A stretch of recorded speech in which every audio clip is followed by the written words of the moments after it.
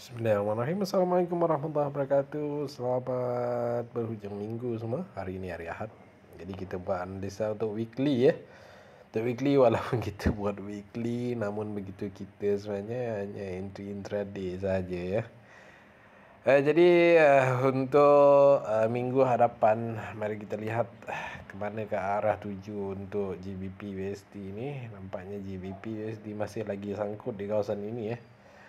Memang jelas kelihatannya dia sangkut di area 42 lagi ya. Namun begitu nampaknya saya rasa weekly pun dah close sebagai bearish. Adakah itu petanda awal untuk dia membuat penurunan itu? Nak kata turun, kita boleh budget untuk turun jugalah untuk turun. Weekly punya zone paling terdekat pun dekat sini ya, jauh lah. Tapi penurunan ni dijangkakan hanyalah satu retracement saja. Sebab dalam 2-3 hari ni kelihatannya USD nampak macam menguat menguat. Memang menguat lah. Jarang tengok USD ni dia turun, tapi untuk kali ni dia ada gaya-gaya untuk membuat penurunan. Tapi mungkin juga dia akan naik mungkin dia akan naik. Saya melihat dengan penuh teliti bagaimana pattern gerakan dia untuk beberapa minggu ini. Sekarang ini dia reject di kawasan 42 tu lah 42, siapa entry dekat 42 tu lebih kurang dalam 40 pip sudah pun naik lah. Okey. Jadi kemungkinan besar kita boleh cuba untuk sell dahulu untuk minggu hadapan Kita sell dulu. Mungkin saya rasa gerakan dia akan berupa beginilah, dia akan naik dahulu. Mungkin di area 700 ni dia akan naik. Okey.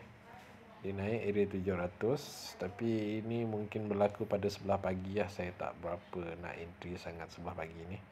Saya jangkakan reversal akan berlaku dekat area 300 ini dan akan naik semula Saya jangkakan gerakan sebeginilah.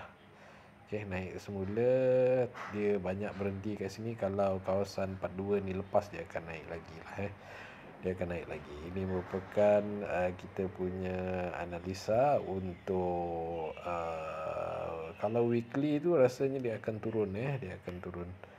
Mungkin dia akan turun semula mungkin akan turun semula 42 ni. Mungkin dia akan naik sampai ke atas ni. Di sini merupakan zone terakhir, defend terakhir dia. Mungkin dia boleh melepasi kawasan ini dan lepas tu dia akan turun semula lah.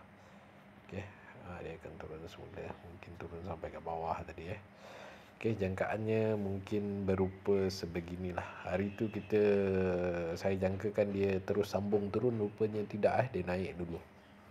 Okey. Adakah itu petanda untuk naik lagi? Wallahualam, itu pun saya tak tahu. Cuma jangkaan dia saya rasa gerakan akan berupa sebeginilah. Jadi saya akan target buy di area 41300 tu nanti.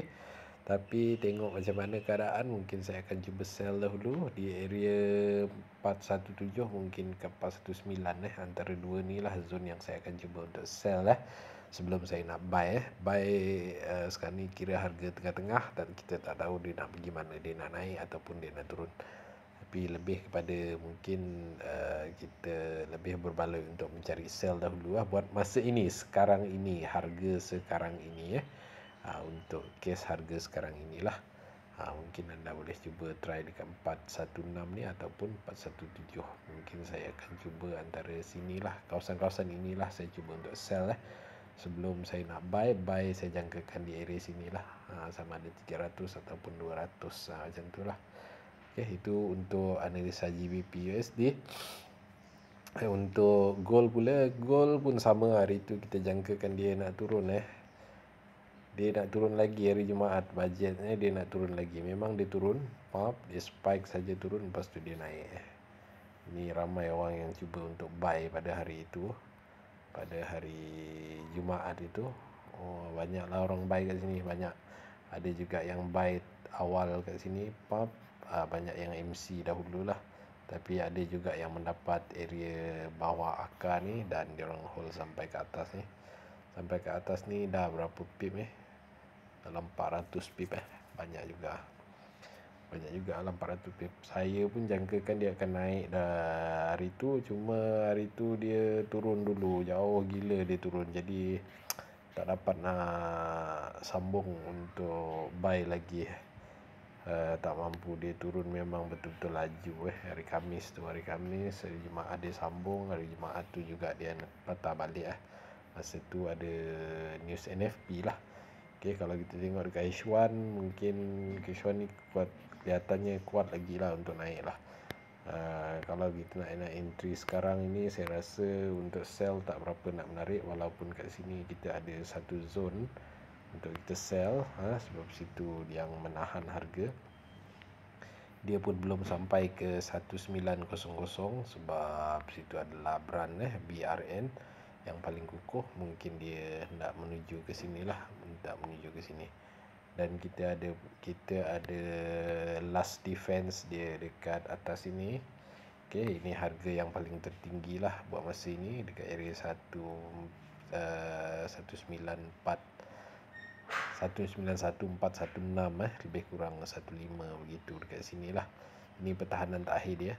Mungkin dia akan memecah kawasan inilah, sebab saya jangkakan dia pergi 1941 bagi mereka yang ada mengikuti saya punya analisa. Kita ada zone daily 1941 Okey, 1941 kalau anda tengok sini ada zone daily.